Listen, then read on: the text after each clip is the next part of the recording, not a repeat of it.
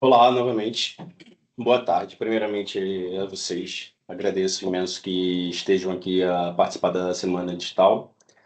A ideia hoje é fazermos uma sessão breve que não vai demorar muito tempo, relacionada à segurança digital, pegada digital, privacidade. Qualquer dúvida que vocês tiverem, podem levantar a mão ou abrir o microfone, interajam, porque vai ser importante. Inclusive, uma das coisas que eu gostaria que vocês pudessem me informar se vocês agora estão a utilizar um computador ou um telemóvel. Poderiam me informar porque eu vou precisar que vocês façam um procedimentozinho, ok?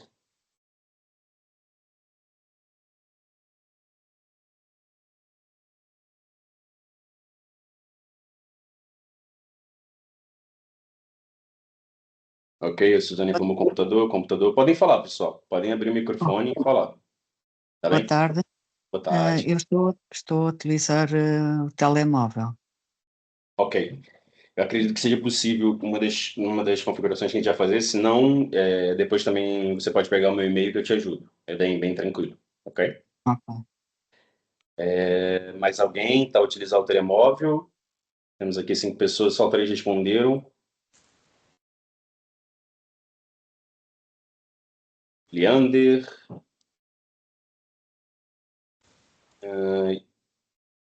e Isabel Souza. Vocês estão usando telemóvel ou computador?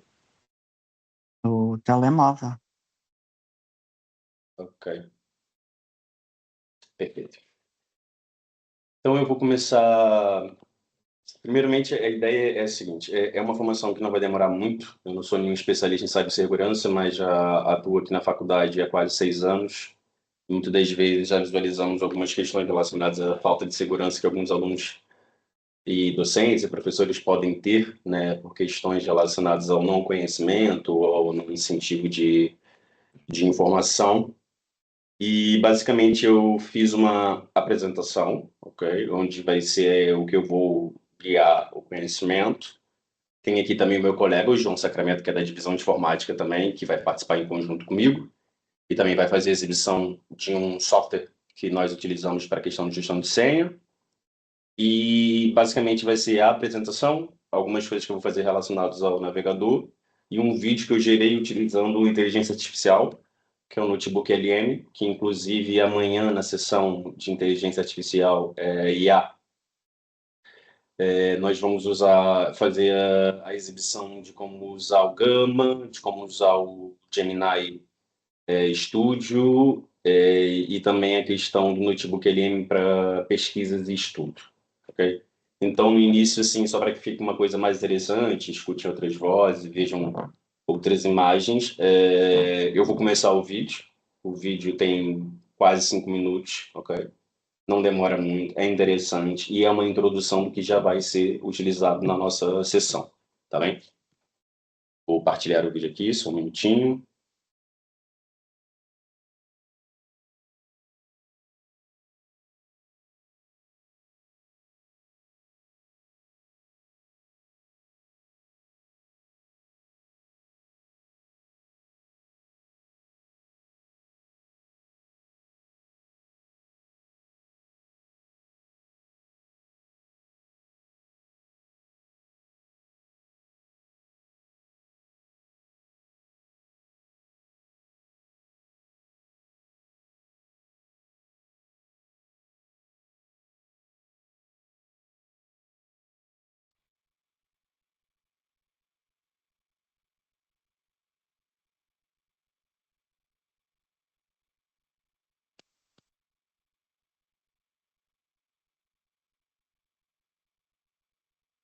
Consegue visualizar a apresentação, Fortaleza Digital e Pessoal? Sim. Perfeito. Então eu vou iniciar, pessoal. Um minutinho e já já voltamos para a apresentação. Olá e bem-vindos! Hoje a nossa missão é construir uma coisa juntos, uma autêntica fortaleza digital. Vamos ver as estratégias e as ferramentas que são mesmo essenciais para proteger a nossa vida online e transformar os pontos fracos em defesas a sério. Pode parecer um bocado dramático, não é? Mas pensem bem nisto. A nossa informação, as conversas, a nossa identidade, está tudo muito mais exposto do que parece. E é por isso que construir muralhas à nossa volta não é bem uma opção, é mesmo uma necessidade. Ok, vamos lá a isso. Qual é a base de qualquer fortaleza? As muralhas, claro. No mundo digital, as nossas muralhas são as palavras-passe. E não pode ser uma muralha qualquer, feita de qualquer maneira. Tem de ser forte, tem de ser impenetrável. Olhem bem para isto. O contraste é da noite para o dia. À esquerda, uma senha como senha 123 é uma cerca de madeira, frágil. Um ataque de força bruta deita-a abaixo em segundos. Já à direita, uma frase passe complexa é uma verdadeira muralha de pedra. A razão para isto é puramente matemática. Quanto mais palavras e símbolos se adicionam, mais as combinações possíveis aumentam exponencialmente. Torna-se quase impossível para um computador adivinhar. Certo, mas agora a pergunta de 1 milhão de euros. Como é que alguém se vai lembrar de dezenas de frases-passe como aquela? A resposta é simples. Não se vai lembrar. É por isso que existem os gestores de palavras-passe. Pensem nisto como um cofre digital, onde todas as chaves do nosso reino online ficam guardadas em segurança. Só precisamos de memorizar uma única chave mestra para aceder a todas as outras. E o melhor de tudo, começar a usar é super simples. Basicamente são 3 passos. E a partir daí, a gestão de palavras-passe deixa de ser uma dor de cabeça e passa a ser um sistema automático e muito, muito mais seguro. Esta é, sem dúvida, uma das mudanças com maior impacto que se pode fazer pela segurança pessoal. Muito bem, temos muralhas fortes. Fantástico. Mas e o portão principal? De que serve uma muralha impenetrável se a porta está só encostada? É aqui que entra a chamada autenticação multifator, ou MFA. A ideia é esta, e é mesmo muito importante. Com a MFA ativa, mesmo que um invasor consiga roubar a palavra-passe, ainda lhe falta uma segunda peça do puzzle. É como precisar da chave da porta e de um código secreto que só chega ao nosso telemóvel para conseguir entrar. Torna o acesso não autorizado muitíssimo mais difícil. Com a fortaleza de pé, a próxima tarefa é pôr sentinelas nas muralhas. E estas sentinelas são o nosso olhar crítico, a nossa desconfiança treinada para detectar ameaças que não tentam deitar a muralha abaixo, mas que nos tentam enganar para lhes abrirmos o portão de livre vontade. Estas são as táticas mais comuns e usam psicologia em vez de força bruta. O pretexto, por exemplo, é quando o atacante inventa um cenário falso para obter informação. O baiting, ou isco, é oferecer algo tentador, como um download gratuito, que na verdade tem malware. O quid pro quo é a promessa de um benefício em troca de informação. E o phishing, o mais conhecido de todos, usa e-mails e mensagens falsas para nos fazer revelar dados. O objetivo é sempre o mesmo: manipular para conseguir acesso. E aqui está ele, o clássico dos clássicos do phishing. Reparem no uso da palavra urgente. Eles jogam com o medo, com a pressa, para nos levar a agir sem pensar. E a verdade é que funciona. Estima-se que o phishing esteja por trás de mais de 90% de todas as violações de dados. A pressa é mesmo inimiga da segurança. Perante uma mensagem assim, a primeira reação deve ser sempre a desconfiança, nunca o clique. Então, recebemos uma mensagem destas, o coração até acelera um bocadinho. Qual é o protocolo de defesa? Como é que se inspeciona o perigo sem nos expormos a ele? A resposta, felizmente, é mais simples do que parece. Esta ação é tão simples, mas é uma ferramenta poderíssima. Funciona como uma espécie de luneta. Permite-nos ver o verdadeiro destino do link antes de irmos para lá. E muitas vezes repara-se logo que o endereço é estranho e não tem nada a ver com o site oficial. É uma verificação de 2 segundos que pode evitar um verdadeiro desastre. Mas a segurança não é só sobre ameaças que vêm de fora. É também sobre gerir a vida e a informação dentro das nossas próprias muralhas. Cada passo que damos online deixa um rasto, uma espécie de sombra digital. Este gráfico ajuda a visualizar bem essa tal sombra digital. É feita das nossas publicações nas redes sociais, do nosso histórico de pesquisa, das compras que fazemos online e até dos dados de localização do telemóvel. É no fundo a soma de todas as nossas atividades.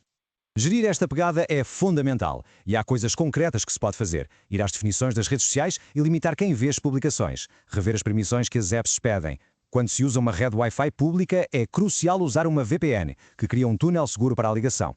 E ao fazer compras, procurar sempre por HTTPS no endereço do site. Aquele S extra significa seguro e garante que a comunicação é privada.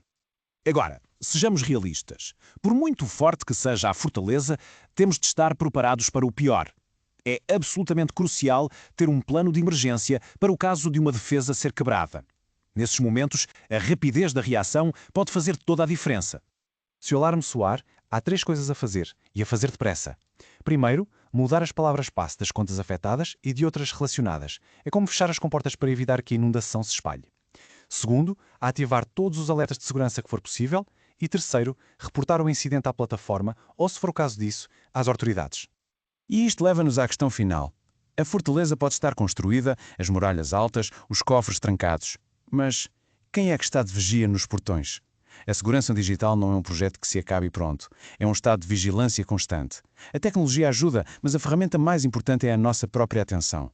Quem está de sentinela? A resposta tem de ser, sempre, cada um de nós.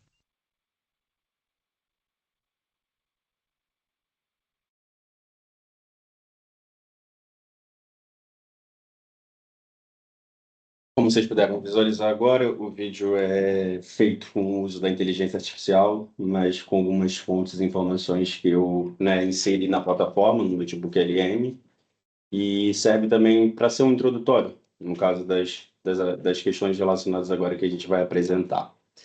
Eu vou partilhar aqui agora rapidamente a apresentação e vou startar com as necessidades que nós vamos fazer durante a sessão.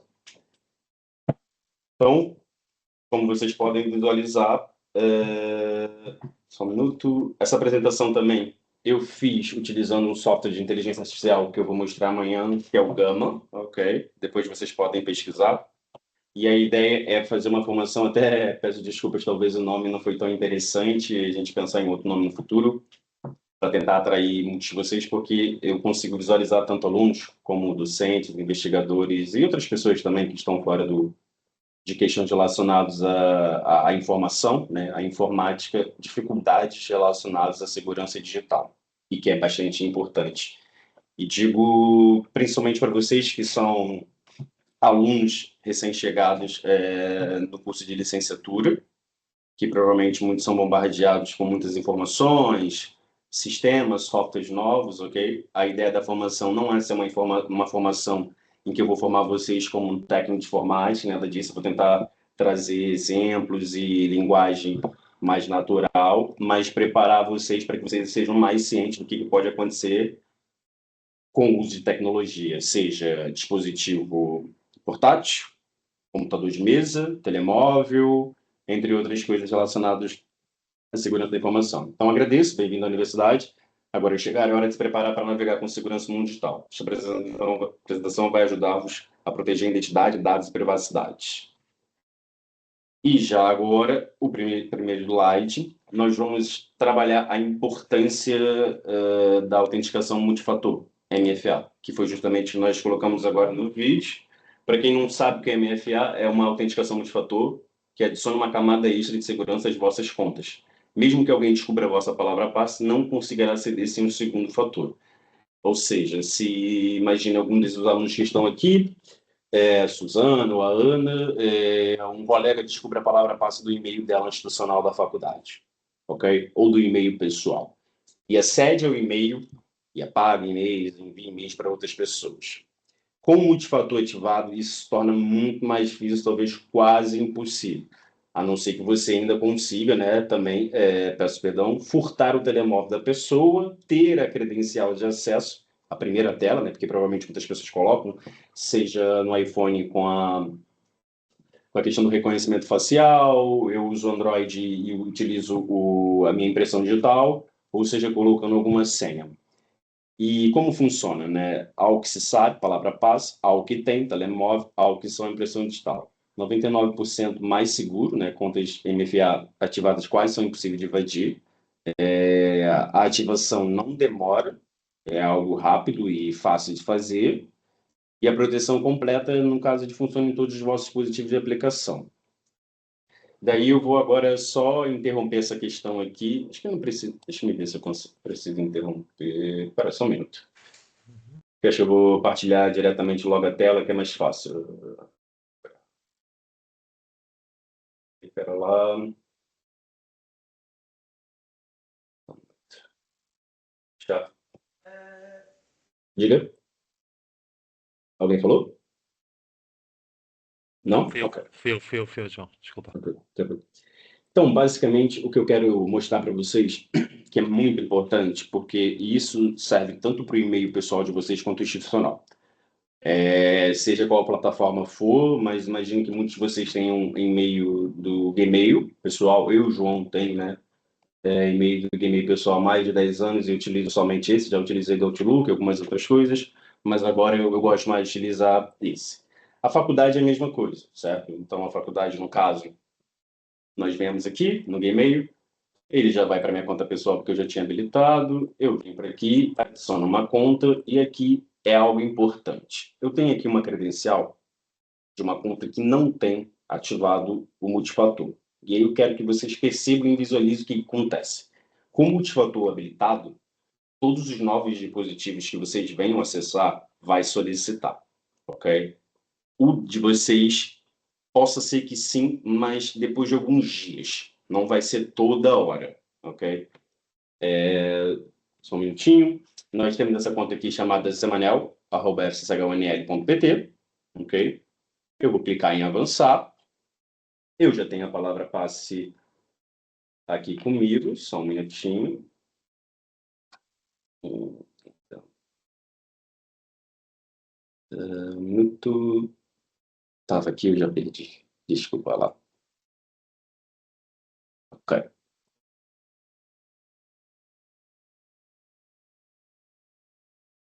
Só um minuto só, deixa eu...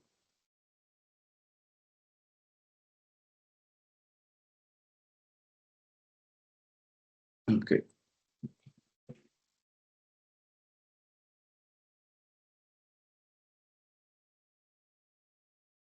Pronto. Tenho ela aqui. Vou avançar. E automaticamente ele já vai aceder ao e-mail.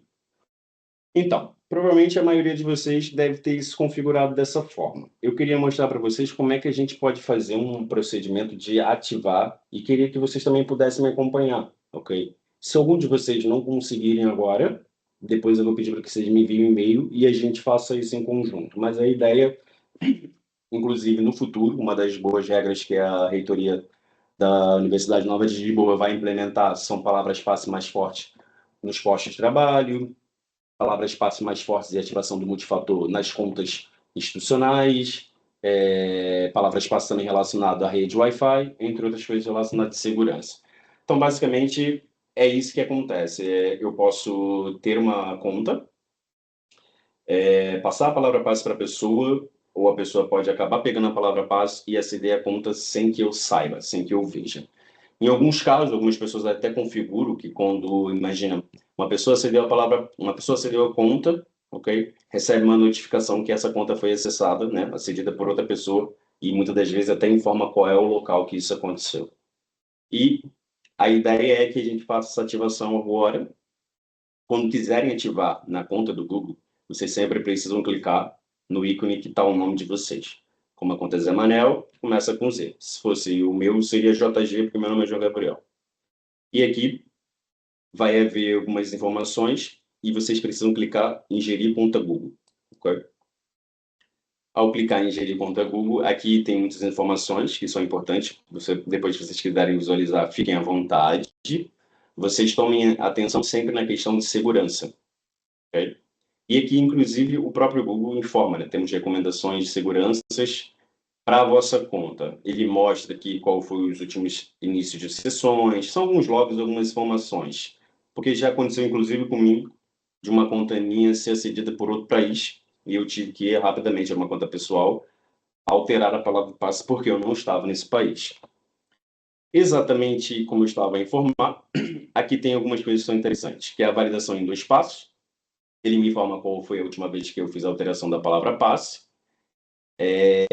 Isso no nosso e-mail pessoal é possível, ignorar a palavra passe que é possível, porque senão ele vai solicitar todos os dias ou todas as vezes que vocês forem autenticar.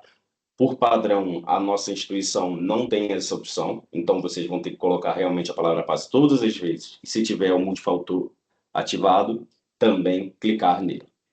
Tem como colocar telefone de recuperação e e-mail de recuperação.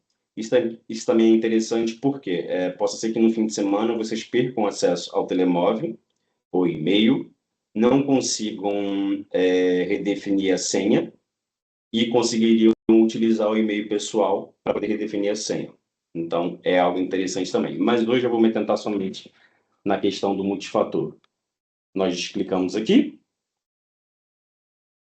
Daí ele tem algumas opções, chave de acesso, segurança e informação, pedido Google, autenticador e número de telefone. Então, o Authentication é um aplicativo que, se eu não me engano, também tem para iOS e para Android. E vocês, no caso, vão ter que, digamos, você insere seu e-mail e ele vai te pedir um código. Você abre o aplicativo, ele tem ali 10 segundos, fica girando uma ampulheta e a cada 10 segundos ele vai colocar um código novo para você acessar, ok? Nunca vai ser o mesmo código. Pedido da Google.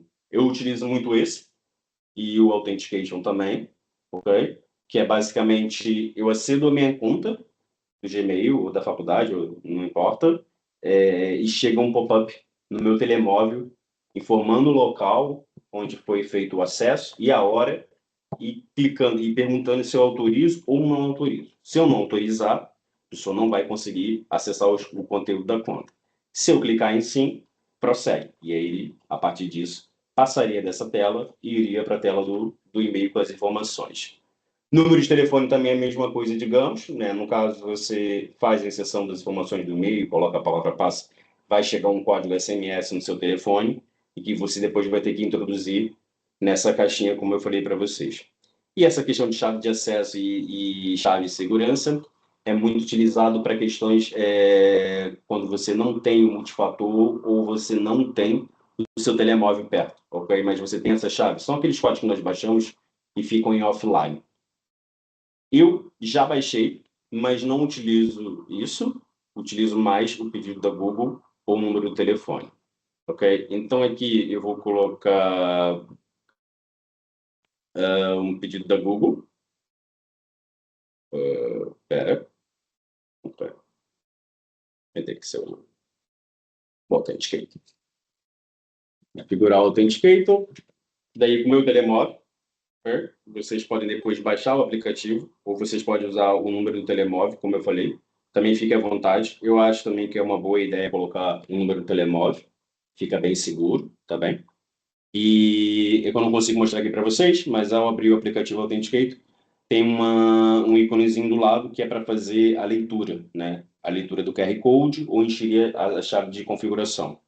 Eu sempre utilizo o QR Code.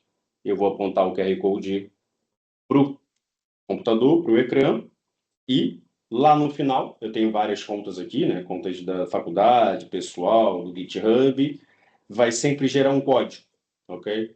E a partir disso eu venho para o seguinte, ele vai me perguntar qual é o código, 6117295. Eu valido, ok? E a partir disso já está configurado o multifator. Na próxima vez, ou quando eu for autenticar em outro computador, ele vai me solicitar. Ah, mas tem certeza? Espero que sim. Vamos lá visualizar agora. E uma das formas para a gente visualizar isso é... Espera lá, um minuto, Brave. Ok, executar como registrador. Só visualizar o navegador que mudou, certo? Brave, zero rastreador, outra coisa, correto? Certo? Ok. Então eu venho aqui, Gmail. Ok. Venho aqui novamente, só um minuto. Coloco a palavra passe e a conta. Iniciar a sessão. Daniel@fcshuniae.pt e vou colocar a palavra passe. Olha, entrou direto, só para brincar comigo. Mas geralmente ele vai pedir, pessoal. Deve ter um tempinho aqui de delay, mas ele vai pedir para eu colocar um código. Inclusive, eu vou fazer melhor. E aí vocês vão perceber. Peço até desculpas. Na sessão. Vamos lá, só para que vocês possam ver.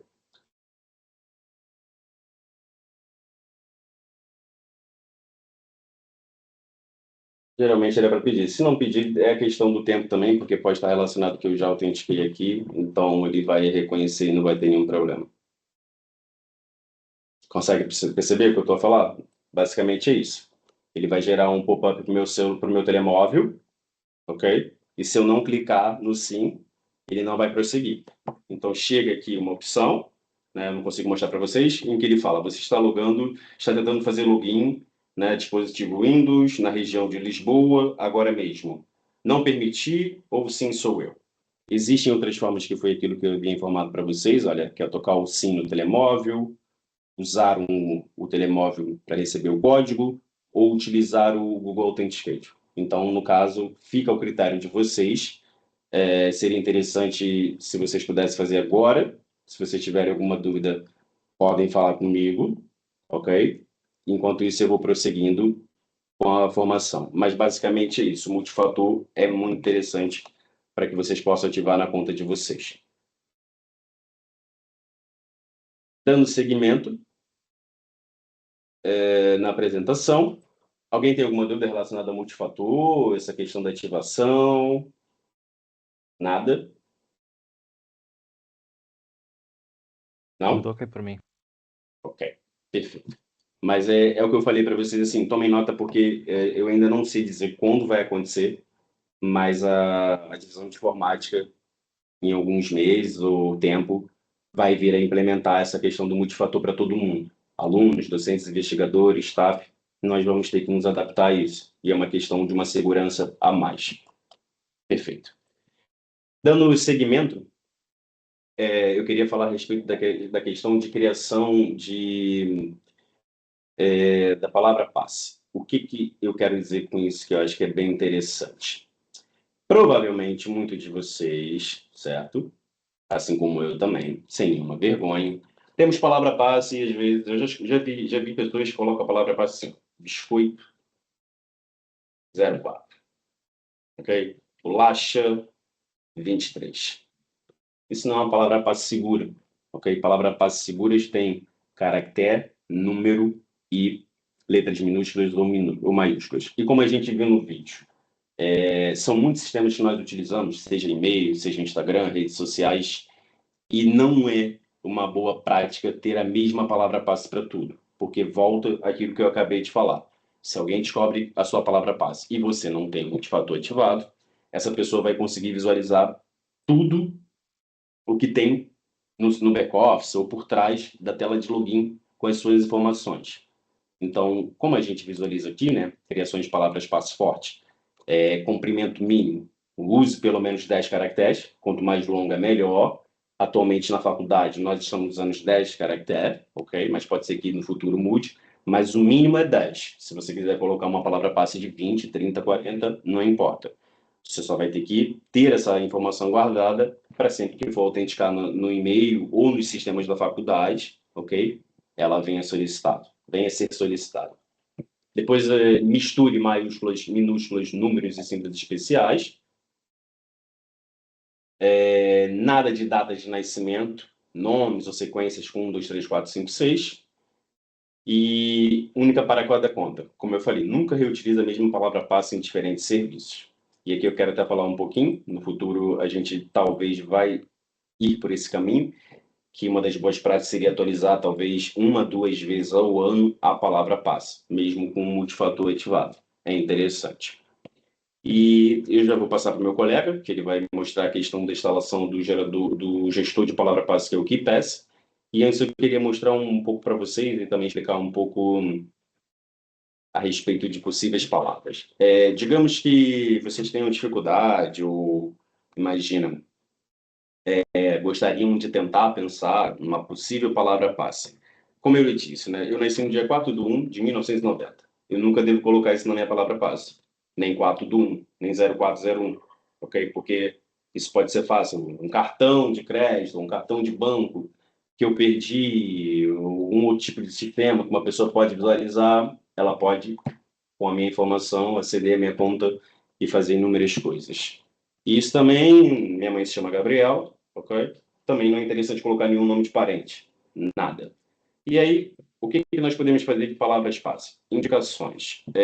Pode ser palavras passe aleatórias, onde você começa com qualquer letra, um maiúsculo, e depois você vem fazendo mais ou menos isso. O 58, você coloca um G maiúsculo e coloca um caractere. Isso é uma palavra passe segura e interessante. Cumpre aquilo que eu falei para vocês. Tem menos de 10, mais de 12 e atende 4 tipos de caractere. 4 tipos de condições. Maiúscula, minúscula, número e caractere. Ah, mas eu gostaria de que talvez a minha primeira palavra-passe do e-mail eu conseguisse memorizar com mais facilidade. Dessa forma, eu indico que vocês pensem em alguma palavra que seja difícil, que vocês não falem muito e que possa servir para o dia a dia de vocês. Exemplo, vocês podem primeiro escrever a palavra passe, ok? Normal, e depois alterar. Então eu vou escrever essa parada aqui, ó. Mudolino, ok? É simples, fácil de captar e não é interessante, correto? Então depois, o que eu posso fazer para alterar, para deixar ela mais forte? Eu posso alterar o O pelo zero, ok?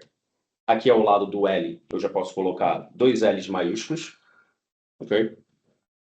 Do lado do D, eu posso colocar um GR maiúsculo. Aqui no M, eu posso colocar minúsculo, ok? E para finalizar, você coloca dois caracteres.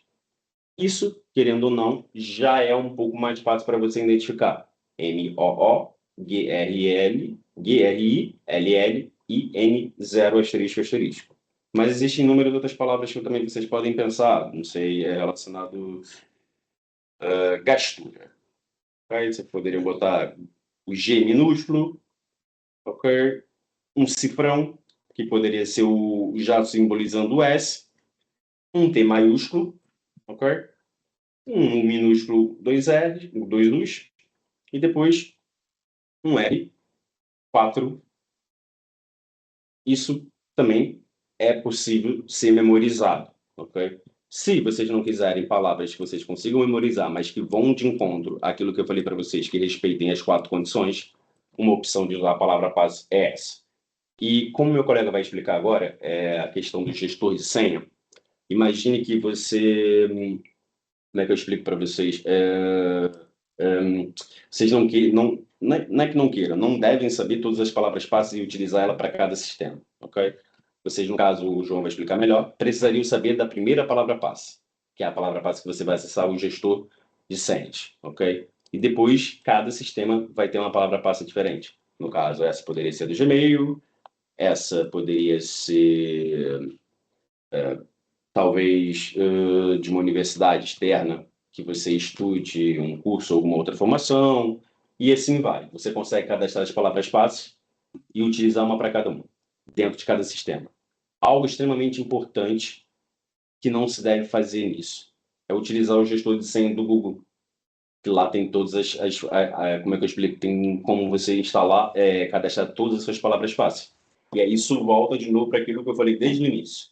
Então, uma suposição, talvez a Carolina que esteja aqui, eu consiga a palavra-passe dela, ok? Da conta dela, e ela guarda essas informações lá. Ao autenticar, eu teria todas as palavras-passe dos sistemas. Então, eu conseguiria clicar nos sistemas, copiar a palavra-passe do gestor dela e entrar e fazer o que eu bem entendesse. Isso é uma falha de segurança da informação e é grave porque pode vir nos prejudicar. Exemplo do que pode acontecer. Hoje eu conversando com um colega meu, Ricardo, que ele disse que ele já fez o seguinte, que até mesmo para ajudar com que as pessoas não fiquem tão à vontade nesse caso. É uma professora que ele tem conhecimento, né? E tem já bastante tempo de suporte, que ele ajuda, deixou uma conta, né, do e-mail dela autenticada numa sala. Após a aula, ele visualizou isso e colocou só uma informação. Ele enviou um e-mail da conta dela para ela mesma, com a informação cuidado. E tinha escrito nesse ponto, né, no texto, falando: você autenticou o seu e-mail na biblioteca ou numa sala de aula, utilizou a sessão e depois você foi embora e deixou isso autenticado. Ou seja, ele conseguiu entrar no e-mail dela, mas ele não fez nada demais, mas ele só mandou esse e-mail para ela. Só que ele poderia ter feito várias coisas, apagar, mandar um e-mail para uma outra pessoa, porque é muito mais difícil depois de você comprovar. Se está saindo um e-mail da caixa do João para a caixa do meu chefe, que é o Miguel, que está aqui, fica mais difícil, ok? Porque depois você tem que visualizar o IP, a localização, então torna-se mais difícil. Ou seja, a pessoa vai ter mais a credibilidade. Realmente foi o João que me mandou isso. Então é isso que vocês precisam tomar cuidado, principalmente na biblioteca, ok? E nas salas de aula que tem computador na nova FCSH. Ative o multifator, ok? Sempre. E antes de sair, visualize a opção de encerrar a sessão no Google Chrome, ok? Alguém tem alguma dúvida relacionada a essa questão de gestão de palavra-passe, de criar uma palavra-passe? Alguém talvez queira trazer alguma coisa que já talvez tenha acontecido? Ou não sei. Se vocês tiverem alguma dúvida, alguma sugestão, alguma experiência para partilhar, seria interessante. Senão eu vou partir para o próximo slide. Conseguiram compreender essa questão da palavra passe? Na próxima vez que nós solicitarmos, vocês vão colocar uma palavra passe difícil?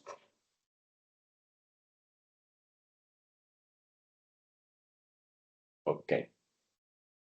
Dando seguimento, nós queríamos, como eu já estava falando anteriormente, nós temos a questão dos gestores de palavra passe, a vossa chave mestra, instalação do KeePass, que a meu colega vai fazer. Por que usar um gestor? Lembrar dezenas de palavra passe diferentes é impossível. Os gestores de palavra passe guardam tudo com segurança e preenchem os dados automaticamente. Vantagens principais, né? Tem a geração automática de palavra passe forte. Eu tenho dificuldade de gerar, não gostaria de utilizar um software externo. Ele consegue fazer essa questão para vocês. O armazenamento encriptado seguro, ou seja, é um cadeado, é um banco de informações, é um banco de palavra passe. Se alguém clicar em qualquer outro computador e não tiver a senha inicial, não tem como. Aquilo ali fica inutilizável, aquilo tem criptografia. E é muito difícil quebrar aquela criptografia no caso desse sistema. Também pode ser ativado por Touch ID. Eu já vou responder essa questão. Beleza, Eu já vou responder. Tá bem. Sincronização entre todos os dispositivos. Uma das indicações que eu faço, se vocês tiverem interesse, vocês podem fazer também. Vocês podem, talvez, guardar num pendrive que você vai ter que ser sempre com você, ok? Mesmo que a pessoa pegue esse pendrive e tente acessar esse cadeado, não vai ser possível. Ou então, uma outra opção que vocês podem fazer é guardar no Google Drive de vocês. E depois vocês baixam o ficheiro e acedem. E depois exclui o ficheiro. Alerta de segurança e violações de dados. Então, aqui temos algumas outras ferramentas. Bitwarden, gratuito e open source, ideal para estudantes. OnePassword, interface intuitiva com desconto para estudantes, porque provavelmente esse, na questão premium, deve ter mais algumas funcionalidades. E o LastPass, versão gratuita, robusta, com funcionalidades premium. Então, basicamente, nessa parte do gestor, é isso que vocês precisam fazer. Tomar muito cuidado, e eu super indico que vocês comecem a fazer isso. Se tiverem dúvida, mandem e-mail para o helpdesk@fchunl.pt, ou mandem e-mail para mim, joão.silva@fchunl.pt, que eu também teria o prazer de tirar dúvidas e, enfim, indicar algumas outras funcionalidades. No caso, agora eu vou parar de partilhar e vou deixar que o meu colega partilhe a questão da instalação do KeePass, que eu acho que também vai ser bem interessante para que vocês já comecem a se acostumar com esse gestor. Olá, boa tarde a todos. João, eu estou com algumas dificuldades técnicas e peço o vosso feedback em relação se vocês estão a ver as minhas ações. Eu gostava de ligar a câmera, mas o meu time não está a querer colaborar hoje comigo. Deixem-me então partilhar. Conseguem ver o meu ecrã? Obrigado. Pronto, então o KeePass é uma ferramenta que eu tenho aqui um conjunto de slides que já estive a preparar, que eu no final destas sessões, vamos ver se na próxima semana conseguimos partilhar todas as informações sobre as nossas apresentações. E o KeePass é um programa, é um gestor de palavra-passes. Basicamente é uma base de dados que nós criamos, em que colocamos lá as respectivas palavras-passes para os acessos que nós desejamos. Para vocês alunos, nos acessos às plataformas da faculdade, ou seja, a todos os sites que terminam com fcsh.nl.pt, Este sistema pode-vos parecer um bocadinho redundante porque a palavra passe é o nome do utilizador, se não são os mesmos, a palavra passe irá ser a mesma, o utilizador pode variar consoante se é necessário a colocação do domínio ou sem domínio. No entanto, esta é uma ferramenta que vocês possam utilizar para outro tipo de acessos, podem fazer uma configuração personalizada para aquilo que vocês quiserem, ou seja, esta aplicação é uma aplicação de código aberto, é gratuita e não é restringida à faculdade só em si, ou seja, outros sites, outras coisas que vocês tenham, podem perfeitamente fazer essa configuração. Eu vou aceder então mais uma coisa, o KeePass, esta ferramenta que eu vou estar aqui a partilhar, ela é para Windows. Existe também uma funcionalidade para Android que eu não tenho visibilidade sobre essa ferramenta, eu nunca a utilizei. Vou-me restringir apenas à máquina Windows. Para os utilizadores Macintosh, existe uma alternativa criada pelos mesmos autores desta plataforma, que é o MacPass. Eu vou colocar essa informação depois no documento que iremos partilhar com vocês.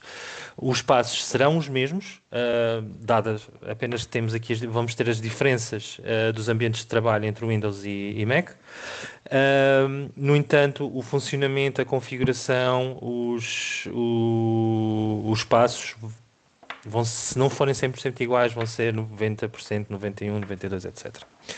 Sem mais demoras, em primeiro lugar, aconselho no vosso navegador a ir diretamente ao site. Porquê? Se nós fizermos uma pesquisa KeePass, a primeira, agora vai-me aparecer, mas por vezes pode haver vários links com outro tipo de KeePass, ou estão gestores de download, ou outro tipo de situações que eu não recomendo. Recomendo sempre ir à fonte. A fonte aqui será sempre o site, o https://keepass.info. Se vocês escreverem, peço desculpa, deixa-me só retirar isto da frente, keepass.info, vamos logo para a página inicial, a chamada landing page do site. Aqui vamos para a página de downloads e de seguida, aproveito para dizer, se vocês quiserem acompanhar este processo agora nas vossas máquinas, estejam à vontade para fazer. E vamos carregar sempre aqui na última versão, neste caso a 2.59, e vamos fazer o download. Ao fazer o download, vamos ser redirecionados para a página de descarregamentos. Ele, em princípio, irá começar automaticamente. Eu, no meu browser Chrome, já consigo aqui ver. No entanto, se vocês tiverem a utilizar outro tipo de navegadores, a experiência aqui pode ser diferente. No entanto, em princípio, automaticamente ele vai fazer o download. Após realizar o download, vamos ou abrir diretamente aqui no navegador ou vamos abrir aqui na pasta de transferências. Eu vou optar por aqui. Eles vão nos perguntar se nós queremos instalar. Aqui escolhemos a língua, nada que saber. Aceitar o contrato, seguir sempre em frente. Aqui podemos configurar a página de instalação. Eu próprio deixo sempre definida. Não alteramos aqui qualquer tipo de funcionalidade e garantir que pelo menos esta opção em princípio irá sempre vir pré-definida, mas associar o KeePass aos ficheiros com a extensão .kdbx, esta opção aconselho que esteja sempre ativa devido à atualização que nós, ou que esteja aqui selecionada, por causa de uma situação que eu vou explicar a seguinte. Depois é só confirmar a instalação e ele deverá ser sempre muito rápido de acordo, mas isto terá a ver com o dispositivo que vocês estão a utilizar. E de seguida podemos deixar e executar o nosso KeePass. Quando abrimos, ele vai pedir logo para abrir a database. Eu já vou explicar o que é este conceito da database dentro do KeePass. No entanto, como ainda nós não temos, ou poderão não ter nenhuma criada, carregamos em cancelar. E ao carregar em cancelar, vamos parar ao interface limpo, porque não temos nada configurado. E aqui nós podemos fazer as nossas configurações ou introduzir as nossas palavras-passe. Por exemplo, eu vou dar aqui 2 ou 3 exemplos como isso faz. Nós podemos ir, peço desculpa, carregar no símbolo de New Database. Ele vai nos dar uma informação a dizer o que é a database. Para continuarmos, temos que carregar em OK. Aqui vamos poder guardar no local desejado. Aqui vai ficar um pouco à descrição de cada um dos utilizadores. Eu, como tenho vários dispositivos, dá-me jeito de gravar diretamente a database na minha OneDrive, ou pelo menos na pasta local, porque eu vou para um outro dispositivo, ou com a sincronização da OneDrive, ou com acesso ao site da OneDrive, eu vou conseguir descarregar esta base de dados. Eu, neste caso, vou dizer aqui o nome de teste e, só para vos dar este exemplo, vou deixar no meu ambiente de trabalho. Em guardar. O primeiro passo vai ser aqui configurar uma palavra passe. Houve alguém, penso que tenha sido aqui a Susana, se eu não estou em erro, a fazer uma questão relativamente a se o acesso a esta parte podia ser feito com Touch ID ou com outro acesso sem ser uma palavra passe. Não. É mesmo, não mesmo, e é propositado para aí. Porquê? Porque esta palavra passe que nos vai criar não vai ser a palavra que nós vamos aqui configurar, não vai ser a palavra passe que vai ser utilizada para abrir os sites. Esta é a palavra passe que nós vamos configurar para a base de dados, onde nos vai criar a lista das nossas palavras passes. Eu, por uma questão prática, vou carregar aqui em teste. Obviamente é uma palavra passe fraquíssima, devido ao tamanho aqui da palavra que eu escolhi, mas vocês podem verificar, quanto mais caracteres escolhemos, a qualidade vai aumentar, ou seja, seria muito mais difícil para que algum atacante conseguisse obter o acesso a esta informação. Por uma questão prática, eu vou só escrever teste. Vocês podem colocar mais opções, mas podem alocar, ou seja, à mesma palavra passe que têm dentro do computador. No entanto, eu não recomendo essa situação, ou não quer dizer que eu não recomendo. Eu não utilizo assim dessa forma, porque penso que seja mais fácil eu criar a minha própria palavra passe e se houver a necessidade de alterar, não terei que alterar a palavra passe da conta Microsoft. A conta Windows, atenção. Nós aqui carregamos em OK. Ele vai nos indicar que aqui o aviso é fraco, mas isto é uma questão apenas para apresentação. Eu aqui vou dizer que sim. E aqui vou dar o nome da minha base de dados. Eu vou dar teste _ base de dados. Vocês, quando fizerem ou se optarem por utilização desse programa, poderão dar, obviamente, o nome que desejarem. Vou carregar em OK. Tenham atenção do caminho onde a base de dados vai ficar. E carregamos em OK. Ele vai nos perguntar também se nós queremos fazer a impressão dos dados de acesso à base de dados. Eu não sei se isto vai resultar. OK, vai resultar. Deixa-me ver se eu consigo abrir.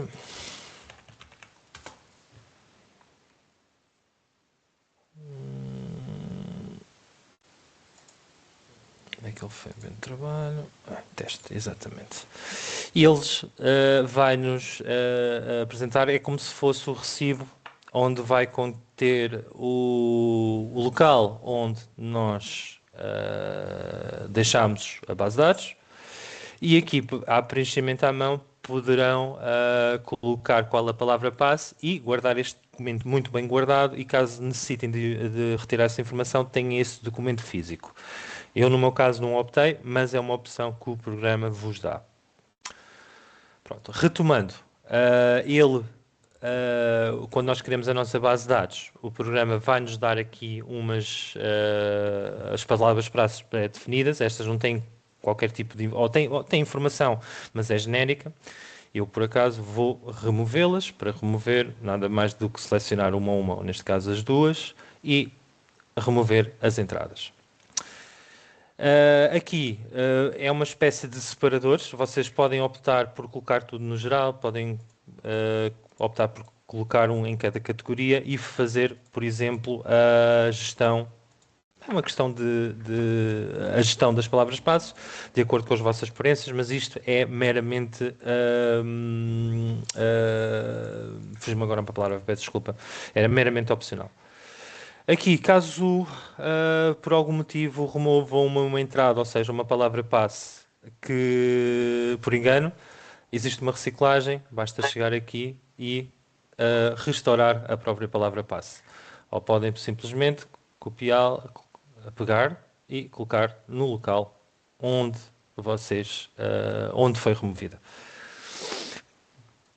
Passando aqui, deixem-me só eliminar para isto ficar um bocadinho mais limpo. Para adicionar uma entrada não há nada mais fácil. Selecionem o separador onde querem colocar a vossa palavra-passe e nós, com o botão direito do rato, ativamos as opções adicionais e selecionamos adicionar entrada. Aqui é onde nós fazemos a configuração direta para a nova palavra-passe. Por exemplo, teste, pode ser o título da entrada, o nome do utilizador. Esta parte terá que ser exatamente igual ao nome do utilizador da plataforma onde queiram aceder. Eu, neste caso, eu vou dar o meu nome do utilizador da faculdade. E aqui é onde criam a password. Estas passwords aqui vêm por definição sempre que criam uma entrada. Para editar, basta selecionar aqui para visualizar o que foi dito, ou então editar diretamente no campo da password. Eu aqui vou criar uma teste. Tenham atenção que será sempre necessário repetir a palavra passe e aqui no URL o que vocês podem colocar será o endereço do site onde vocês querem aceder. Por exemplo, eu no meu caso vou só interromper aqui a configuração, vou dizer que sim, quero salvar e vamos, por exemplo, aqui a uma página. Deixem-me ver, intranet. E para a intranet eu vou copiar o URL de entrada. Seleciono, minimizo, volto novamente à aplicação. Eu aqui vou retomar novamente a configuração. É só aceder à entrada e copiar para o URL. E no final dizer OK. Em princípio, o que é que isto faz? Neste momento, isto não vai resultar porque eu não tenho a configuração da palavra passe por motivos de segurança, mas deixem-me fechar.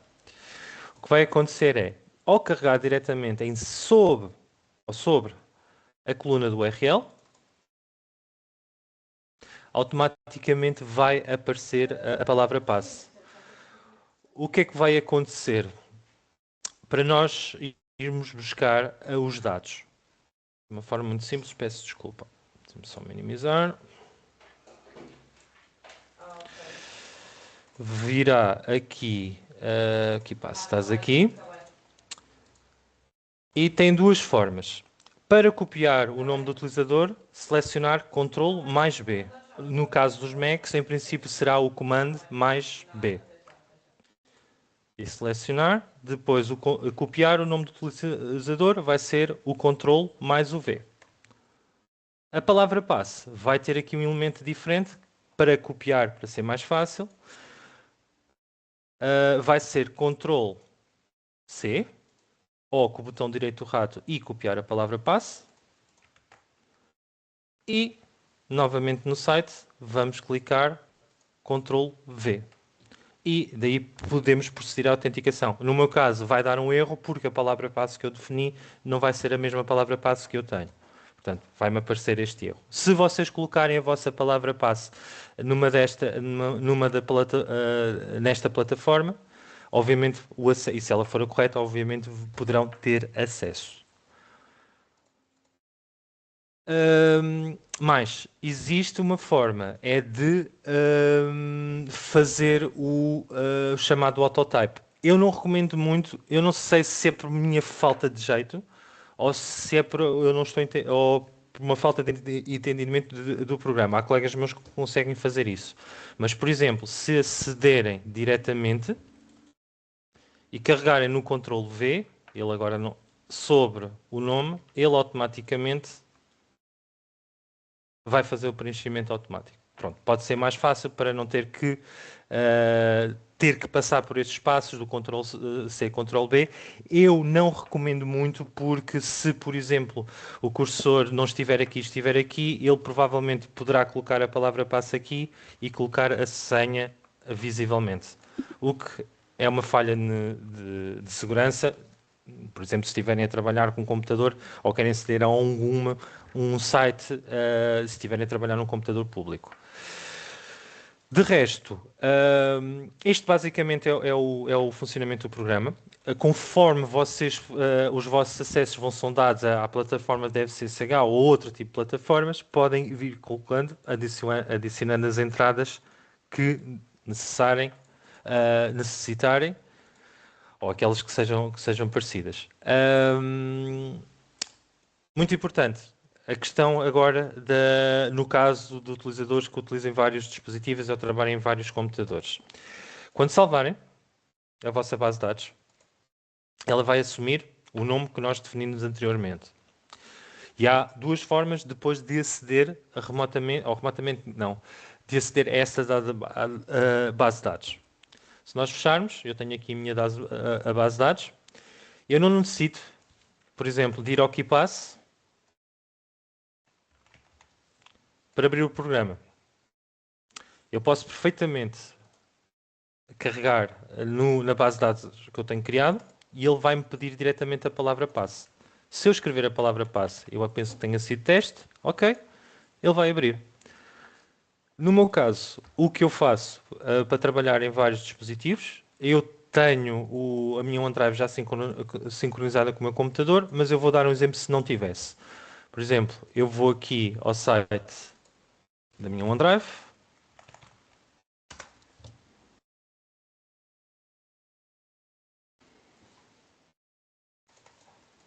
Desculpa. Aqui ela está, OneDrive.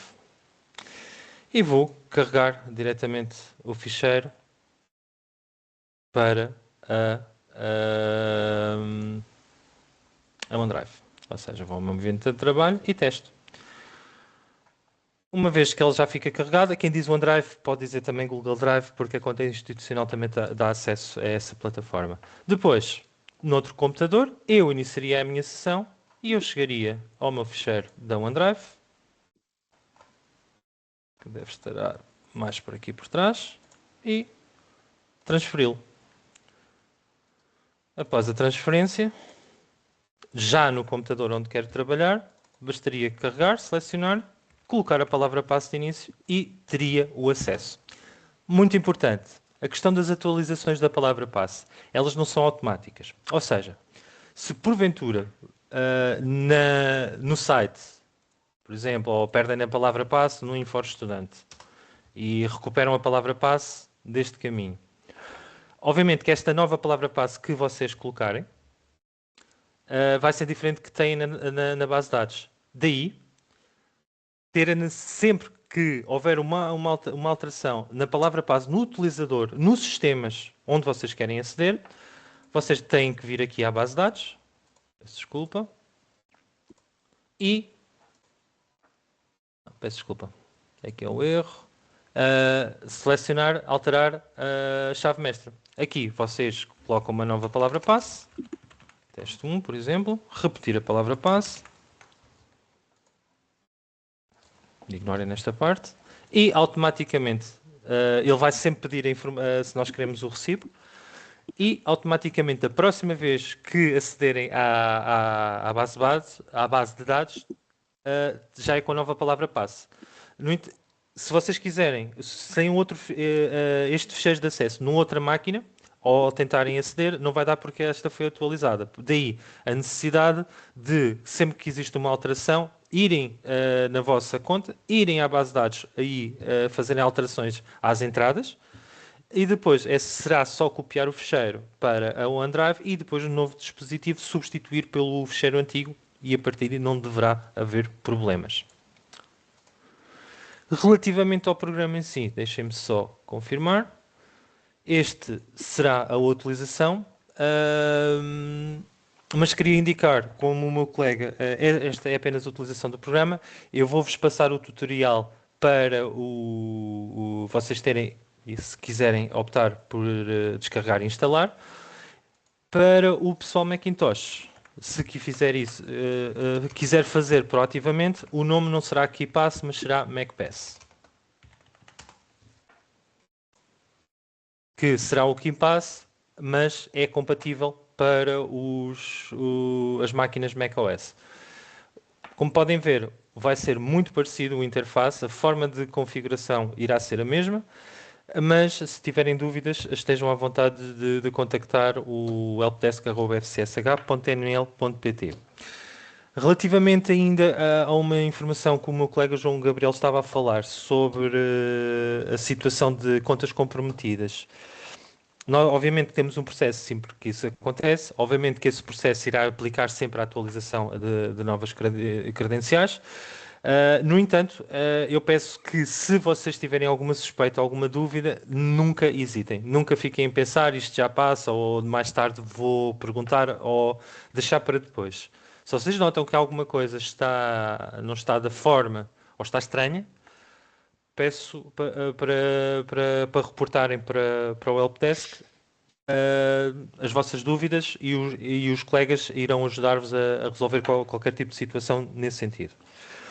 Eu peço é que não percam tempo, porque mais tempo perderem numa situação ou numa possível situação de acesso indevido, muito mais difícil é resolver a situação. Está bem? Dúvidas, por favor, se as tiverem.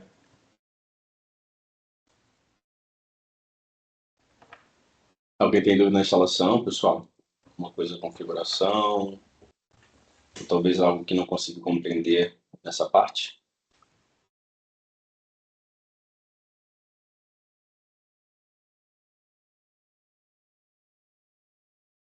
Ok. Está aqui a Susana, vou só deixar. Também Acho podem que falar, vocês- acho que podem falar, não podem? Podem abrir o falar, microfone. podem falar. Fique com vergonha não, podem falar e abrir o microfone, sem problema algum. Olá, por acaso eu tinha o microfone ligado, Boa tarde, Susana. nem tinha reparado.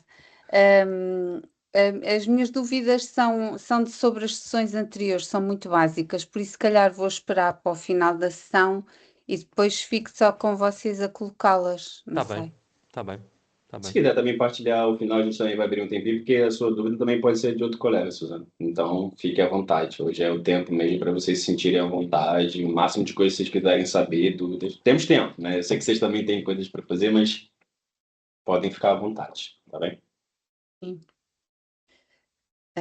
Então, mas querem que eu coloque agora, é isso? Pode ser. Está relacionado já com o que a gente passou? Que é perfeito, porque a gente vai Sim. falar de outras coisas, então pode falar agora. São duas coisas. Uma é em relação à entrada no catálogo da biblioteca, porque supostamente devia ser as mesmas palavra-passe e o nome do utilizador idêntico para entrar no InfoEstudante, não é? No caso da intranet, há uma pequena nuance no nome do utilizador. Não necessita colocar o nome completo, ou seja, é o A e mais o número de aluno. Não necessita colocar o @.fcsh.nl.pt. Ok, e depois é a A palavra-passe palavra que eu... essa Mas, deverá ser a mesma, sim. Essa mas eu deverá já ser. experimentei isso quando estou lá na faculdade e não consigo entrar dessa forma. Ok, então eu vou pedir que abram um ticket ou seja, enviem um e-mail para o helpdesk@fcsh.nl.pt para nós depois podermos verificar o que é que pode estar a passar, está bem? Está bem, eu vou experimentar outra Sim. vez hoje quando chegar e depois, se não conseguir, envio-vos então um e-mail. Está bem, está bem, está bem. E Porque a Só uma outra dúvida, só uma dúvida, Suzana. Hoje você tem aula de noite, né? Correto? é, Hoje tarde, ok. Foi você que enviou um e-mail ontem a respeito da base, não foi, Suzana Gaspar? sim, fui. Eu E respondi em a relação, você sim, em conseguiu relação aceder? ao InfoEstudante já está resolvido, já consigo entrar com a password nova que vocês me deram. Ok. Agora, na biblioteca é que estava agora aqui a experimentar em casa e não consigo. Faz o seguinte, depois, já agora, daqui a pouco, utilize um navegador diferente e abre ele em modo privado. Porque ontem fui eu que fiz o reset da sua palavra passe. testei antes de enviar para você e eu consegui.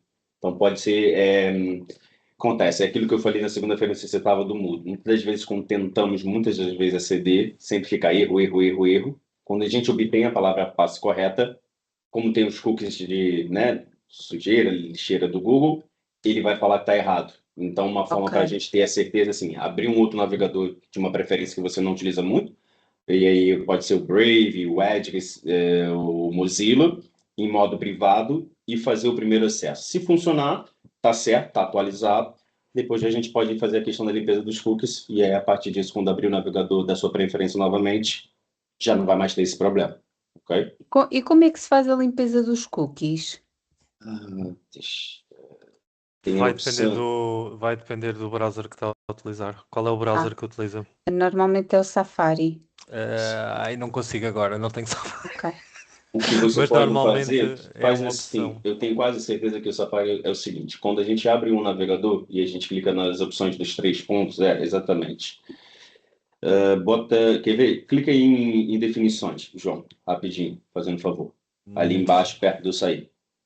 Definições do lado, isso, mais para baixo, Sim, exatamente. sim, ok, vais por aqui, Vai ser a ok. mesma coisa, é só você escrever cookies, ok? E aí vai aparecer o sítio onde você, no caso, tem que fazer a limpeza. Ok. Sério? Sim. Vai ser a mesma coisa. Então, isso aí é o Google, ok? Para o Mozilla é a Google. mesma coisa e para os outros também é parecido. E ali tem como fazer. Aí, ó, é isso, perfeito. Obrigado, João. 4 horas, 15 minutos, etc. Tenha Um atenção ano. que ao remover os cookies, todas as informações de outros sites e de outros utilizadores que utilizam também vão ser eliminados. É sempre Ok. bom referir. Está bem. Quando ele fala isso, imagine que você aceda o DN todo dia para ler notícia. Você não precisa escrever dn.pt. Isso é um nome pequeno. Então, na próxima vez que você escrever DN, não vai aparecer em cima já no habitual. Basicamente isso. A limpeza tira tudo aquilo ali. Palavras fáceis, às vezes, que você deixou ele guardado na caixa. Não no gestor de senha do Google, mas ali que possa ficar, ou o login que geralmente você está acostumado a aceder, que ele faz essa limpeza todinha. Eu vou Ok. ficar aqui até umas 7. Ok? Se você não conseguir, me procura aqui, que eu vejo com você. Está bem. Bem? Só para confirmar uma coisa, portanto, no catálogo da biblioteca, o nome do utilizador é o e-mail completo e depois a Não, password. é o A9230. Não é esse Ah, que eu te mandei? ok. É esse mesmo. É, É como, A9230 ok, é e como depois a palavra na passe. intranet. Uhum, Ok, exatamente. está bem. Ok, obrigada. é mais ou Você menos tem mais assim. dúvida? Não eram duas? Não, é só isto. Essa, Por ok. agora.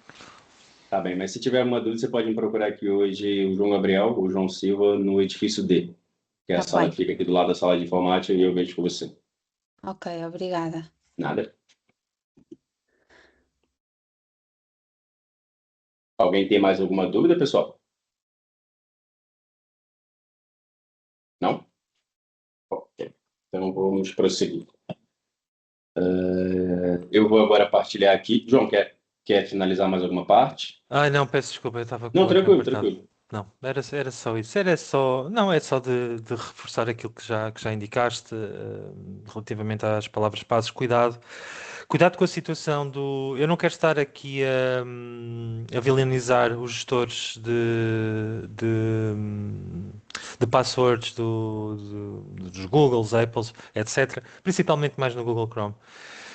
Porque é que é preciso ter cuidado com os gestores? Porque imaginemos o seguinte caso: é-vos enviado um link de phishing. Por exemplo, um link para um site da universidade, mas afinal não é um site da universidade. E se vocês colocarem automaticamente com o gestor, aquilo tira uma fotografia no exato momento em que vocês colocam as credenciais e a partir daí já têm as vossas credenciais comprometidas. Ou seja, links, muito cuidado ao carregar em links e ao carregar nas opções de preenchimento automático. E era sobretudo só isso. Ok. Vocês ainda continuam a visualizar esse último slide, antes do KeePass, correto? Gestores de palavra passe. Alguém pode me dar a indicação? Desculpa, Sim, João, sim. podes repetir? Estão a visualizar esse último slide, os gestores de palavra passe, a vossa chave mestre, certo? Eu não estou a conseguir, mas eles são capazes de estar. Sim. Ok. Perfeito. Então eu vou prosseguir. Como a gente já passou dessa parte, fica tranquilo, não demora muito mais, mas é só mais algumas informações. Inclusive, eu vou até passar para cá, recebemos uma recomendação da reitoria, ok? Todas as unidades da faculdade, divisões de informática receberam esse documento, que são algumas implementações de segurança que nós vamos fazer, principalmente para os postos de trabalho, para os colaboradores ou docentes, investigadores que tenham, né, o seu contrato alocado dentro da universidade. Eu rapidamente vou ler, para que vocês fiquem cientes, porque é bastante importante. É um documento grande, mas eu só vou falar da palavra passe porque é o que eu acho que está mais voltado e é interessante para vocês agora nesse momento. Então, basicamente a palavra passe deve conter pelo menos 10 caracteres e conter pelo menos uma maiúscula, uma minúscula e um algarismo, podendo também integrar caracteres especiais. As palavras-chave não devem ser repetidas em plataformas ou aplicações diferentes. Na universidade, é a mesma palavra passe para todos os sistemas. Ok. Mas para outros sistemas, não repitam a mesma palavra passe. Cabe ao titular o responsável de cada conta, né? No caso, a conta é da instituição, mas vocês são responsáveis pela conta. Ou seja, ela é de vocês o tempo que vocês estudam. Então, no caso, tem que ter esse cuidado e ficar atento. Cabe ao titular o responsável de cada conta efetuar as mudanças da palavra passe, guardá-la em local seguro. No caso de conta de serviço, estas operações cabem aos responsáveis pelas mesmas, ou alternativamente, ao coordenador do serviço a que pertence. As palavras passe não devem ser guardadas em locais acessíveis em terceiros ou escritas em ficheiros, não protegidas com palavra passe. Devem ser usados um programa de gestão de palavra passe aprovados pela DITD. No caso, quando nós formos implementar essas políticas, nós vamos informar, então fiquem tranquilos, mas nós sugerimos muito o KeePass, que é o que todo mundo na faculdade tem utilizado, mas também indicamos outros que vocês podem utilizar para guardar e introduzir nas páginas de login sem necessidade de digitação manual. Como o João falou, teve um outro ponto que eu achei interessante que eu não falei, essa questão também, eu também concordo com ele, mesmo tendo a opção de digitação manual, eu ainda acho que é melhor copiar. Por quê? Imagina que você está conversando comigo e passando alguma necessidade, demanda de suporte, e você, sem querer, esqueceu, copiou a palavra passe e colou na conversa. Às vezes acontece isso. Ou seja, a pessoa agora tem a sua palavra passe. Entende? Então você vai ter que alterar para que ela não tenha mais o acesso ao seu sistema. Então copiem sempre a palavra passe. As palavras. E depois, só um minutinho, ok. A DITD dará suporte à utilização desse tipo de programa. As palavras passe não podem ser gravadas nos navegadores da internet, como eu acabei de falar para vocês. Devem ser introduzidas de cada vez que se usa uma plataforma. No final do dia de trabalho, deve ser feito um logout das sessões das plataformas e aplicações abertas, que é aquilo que eu falo desde o início também. Utilizou uma plataforma dentro da faculdade no computador que não é seu. Após sair, faça o logout da conta e, inclusive, até desliga ou reinicia o computador. Alguém tem alguma dúvida até aqui, essa questão das palavras passes, ou, no caso, posso prosseguir para a gente finalizar? Não? Então, temos isso tudo alinhado, correto? Agora, vem uma outra coisa que é muito importante, que eu tenho certeza que todos vocês já fizeram, já aconteceu, inclusive comigo também. Os perigos das redes Wi-Fi públicas. Ok? Seja em aeroportos, cafés, esplanadas, ou quando a gente está ali numa demanda. Já aconteceu comigo, está desesperado, principalmente aeroporto, ok? Desesperado porque você não tem um chip, você não tem uma rede, você precisa rapidamente mandar uma mensagem, alguém está vindo te buscar, ou você precisa de um suporte ou algo do tipo. Não acedam redes Wi-Fi públicas sem uma VPN ou sem senha. Por quê? Provavelmente vocês não conhecem, mas tem um aparelhinho chamado Flipper Zero. Provavelmente vocês devem estar visualizando o que eu estou mostrando para vocês. É muito bonitinho, parece um Tamagotchi, né? Dá até para jogar, juro para vocês que dá para jogar. Só que o Flipper Zero é um dispositivo eletrônico, ok? Multifunções, portátil com design inspirado no Tamagotchi, que permite interagir com vários sistemas de controle de acesso, como tags, RFID, NFC, controle remoto de infravermelhos, chaves e outras coisas. Desenvolvidos para entusiastas de tecnologia, cibersegurança, o dispositivo também um animal de estimação virtual, um Pix, um golfinho, cuja aparência e emoções evoluem conforme a funcionalidade do aparelho são utilizadas. Ele tem essa questão do estudo, mas ele pode ser uma arma de roubar senhas. Imagina que eu tenho um aparelho desse, nós temos aqui um Wi-Fi na esplanada, ok? Eu conecto esse meu aparelho ao Wi-Fi da esplanada e todo mundo está nessa sessão. Eu peço para conectar no Wi-Fi e aceder o seu e-mail.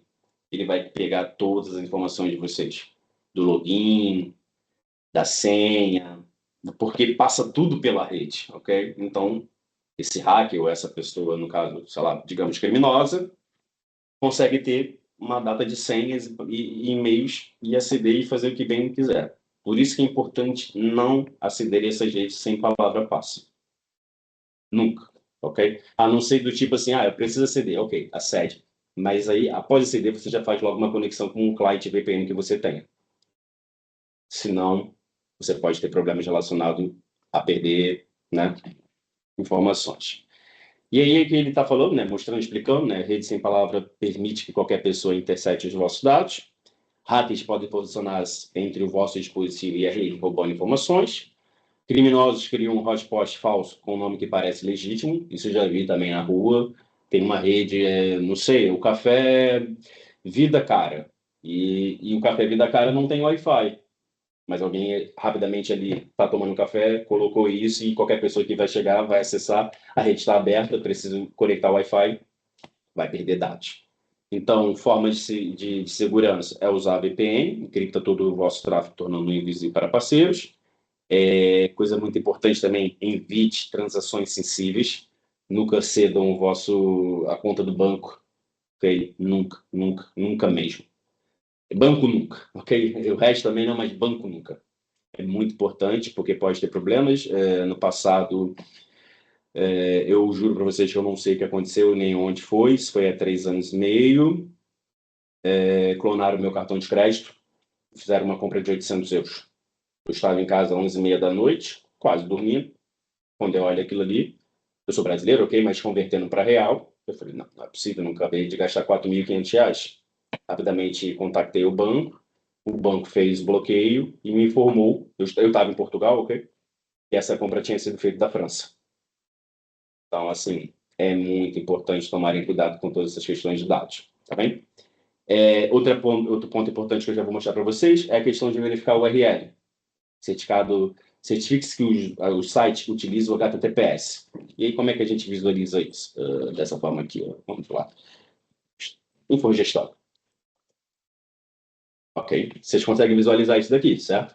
HTTPS, // infogestão, FCCH, não.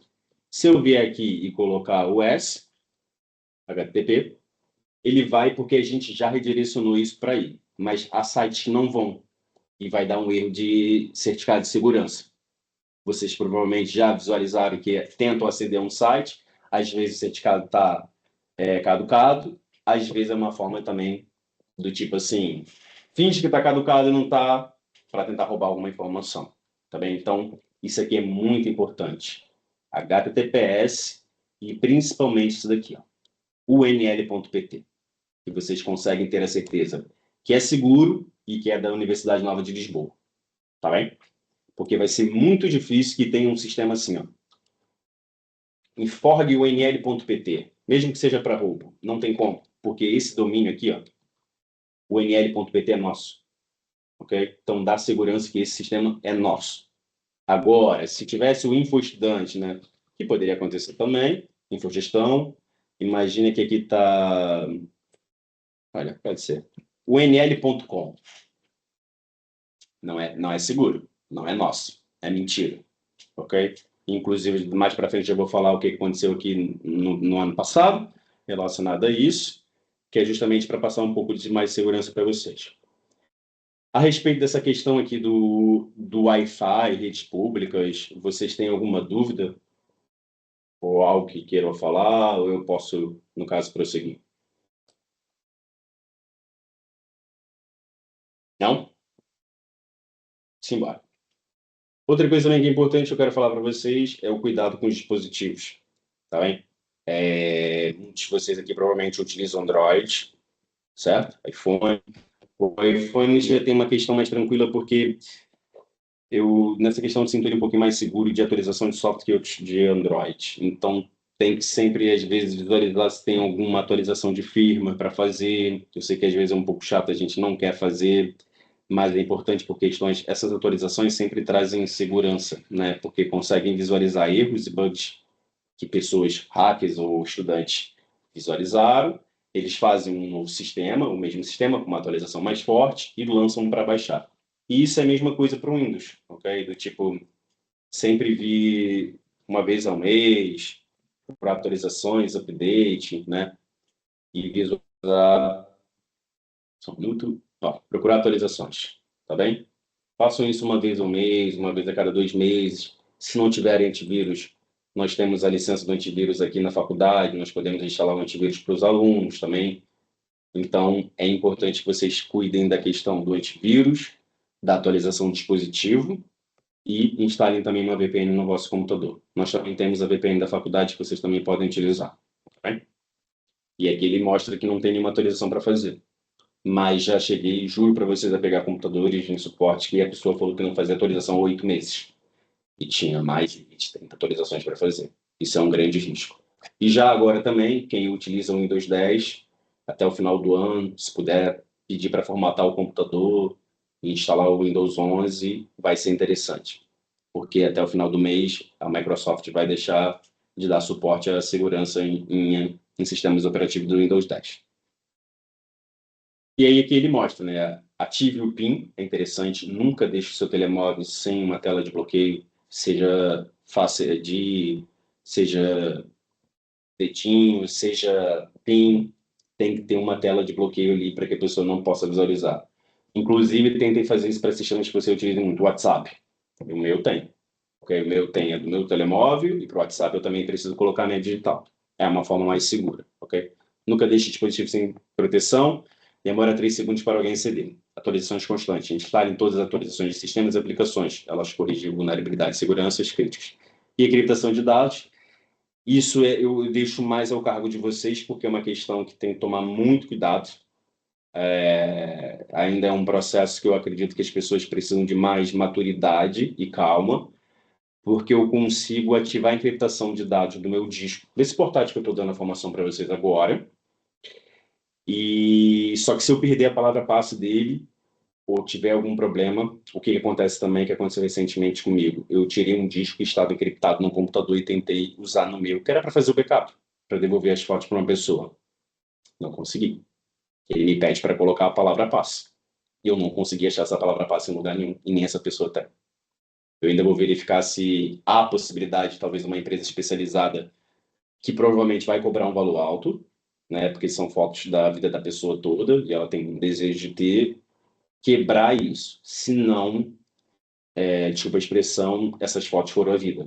Porque é isso, a encriptação é a segurança. Se eu perdi meu dispositivo, eu não quero que ninguém aceda. Mas, se eu não tiver como, né, reverter, nem eu vou conseguir aceder também. Então é meio que assim, né? A segurança é isso. Ou você tem, ou você não tem a palavra passe. E aí, dicas importantes, façam backups regulares dos vossos trabalhos acadêmicos para o cloud ou discos externos. Um dispositivo perdido ou danificado não deve significar perder um semestre de trabalho.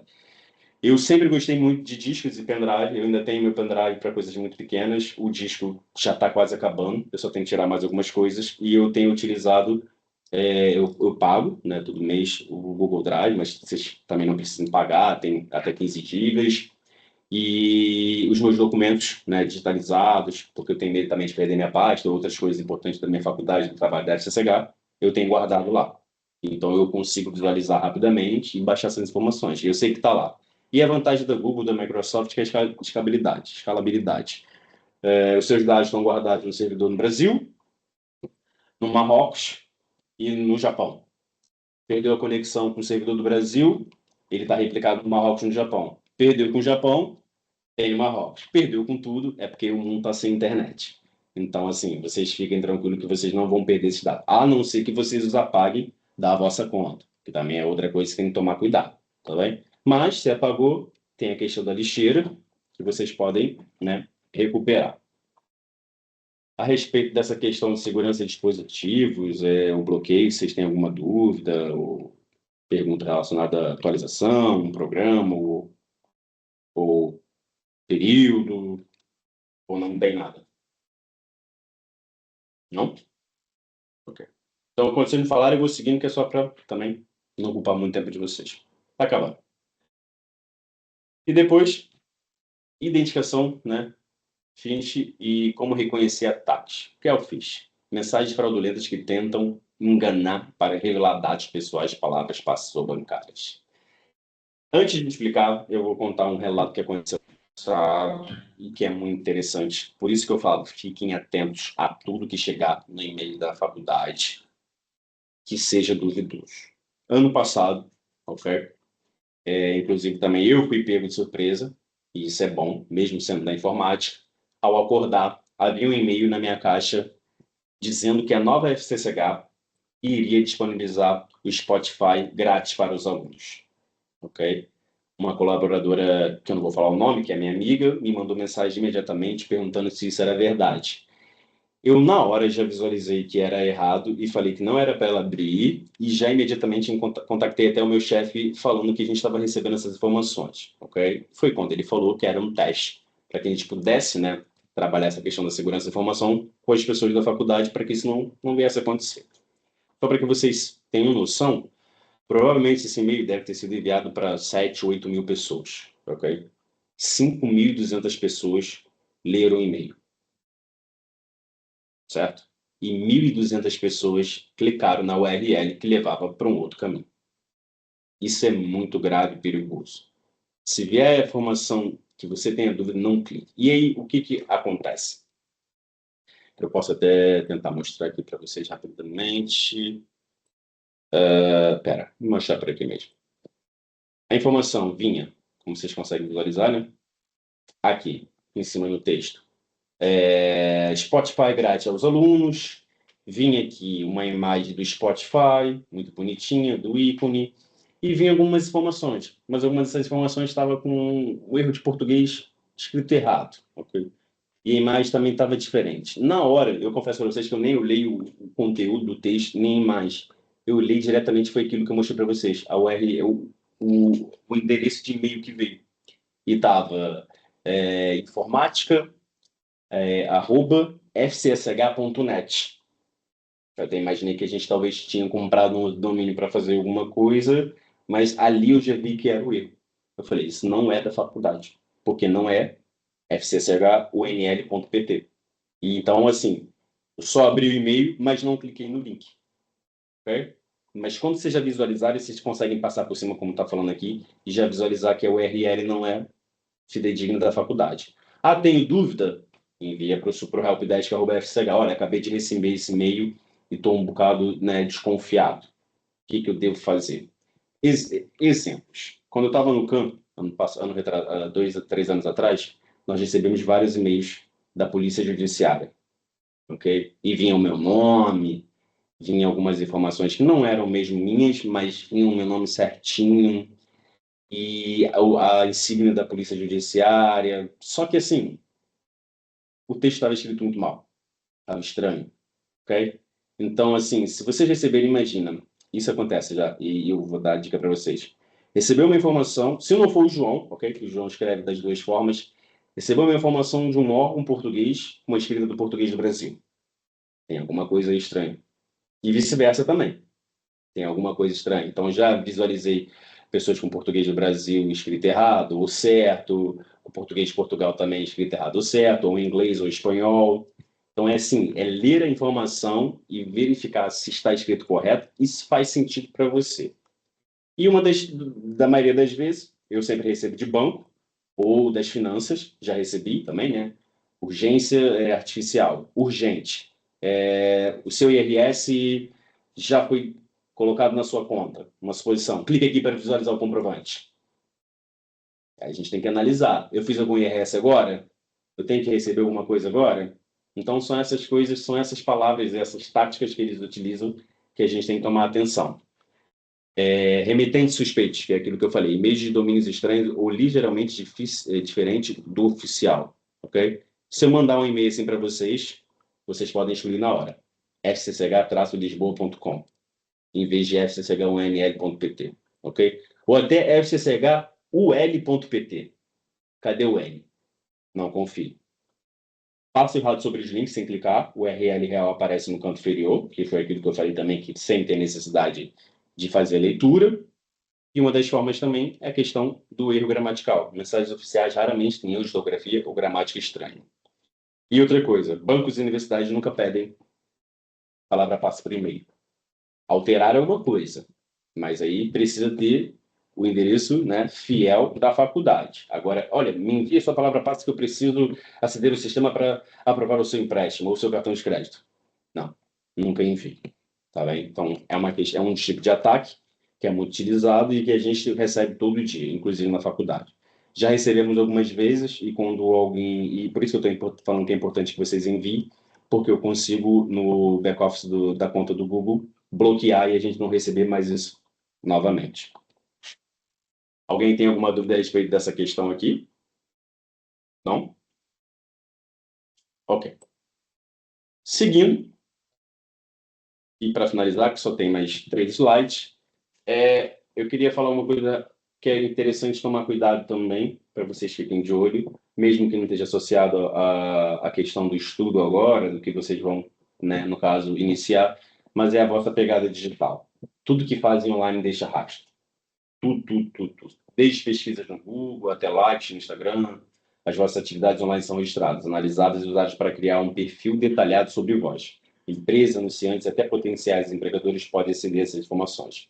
Isso é relacionado a muito daquelas questões do tipo, você faz uma pesquisa, você fala, você visualizou, conversou com alguém, passado algumas horas ou um dia, está aparecendo uma propaganda para você fazer a compra ou a adesão daquele produto, entendeu? Os algoritmos conseguem captar pesquisas e depois fazer, né, uma entrega de oferta para o utilizador. Então, no caso, história de pesquisa, motor de busca guarda todas as vossas pesquisas.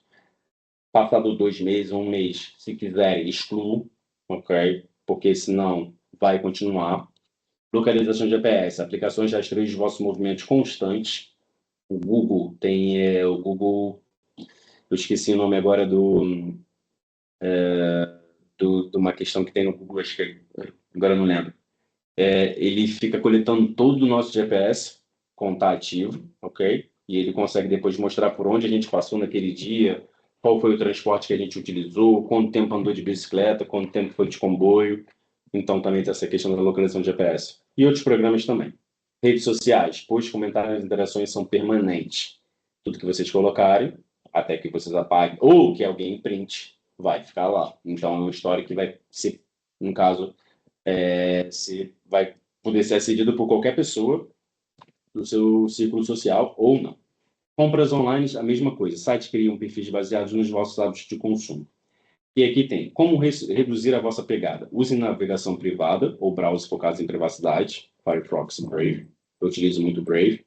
Então, ao utilizar o Brave, eu consigo driblar principalmente os comerciais do YouTube e outras plataformas também. Bloqueio os cookies de terceiro e rastreadores. Se vocês conseguem fazer, como a gente mostrou ali agora, tem a opção, ao abrir o vosso navegador e clicar em cookies, vocês têm como bloquear. O próprio Google agora também está a oferecer uma opção de você deseja bloquear propagandas e uso excessivo, entre outras coisas, você também consegue fazer. Eu já vou falar isso aqui mais para frente, mas revise e elimine publicações antigas das redes sociais. Configure isso aqui, ó. Configure o Google para apagar automaticamente o histórico após 3 meses. Tanto o histórico GPS quanto de site. Essa questão é importante porque não digo que vocês vão fazer nada de errado, mas há informações que são sigilosas que podem acontecer, né? Principalmente quando a gente publicita uma foto e coloca a localização. Agora, o próprio Instagram tem essa opção. Você consegue, pelo mapa, visualizar as fotos e onde seus amigos estão. Outro dia vi uma amiga minha que estava na Espanha, em Barcelona, tirando foto. Depois eu fui no Instagram dela e realmente estava lá. Então, assim, tomar cuidado com a questão da localização. Tá bem? Acho que ninguém tem uma dúvida aqui.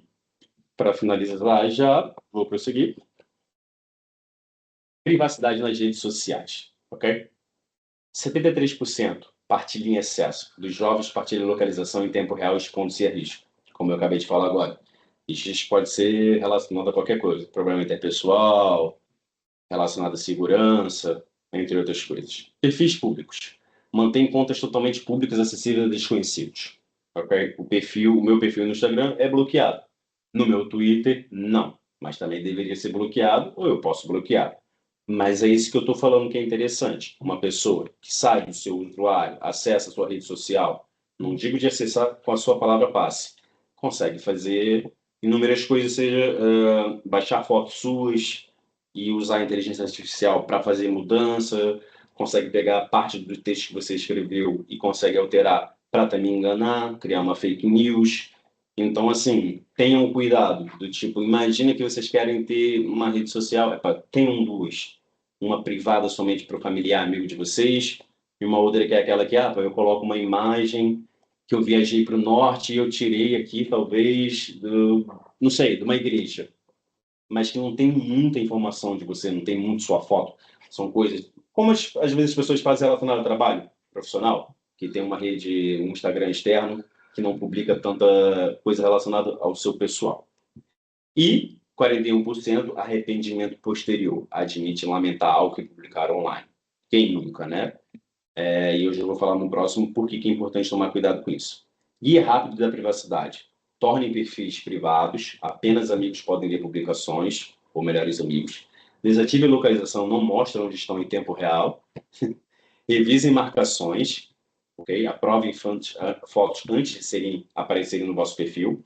Exemplo, eu posso tirar uma foto, eu e o João Sacramento que está aqui comigo, marcar ele no Instagram, e quando a gente vai naquela outra aba que vê marcados, vai aparecer que o João tirou uma foto comigo.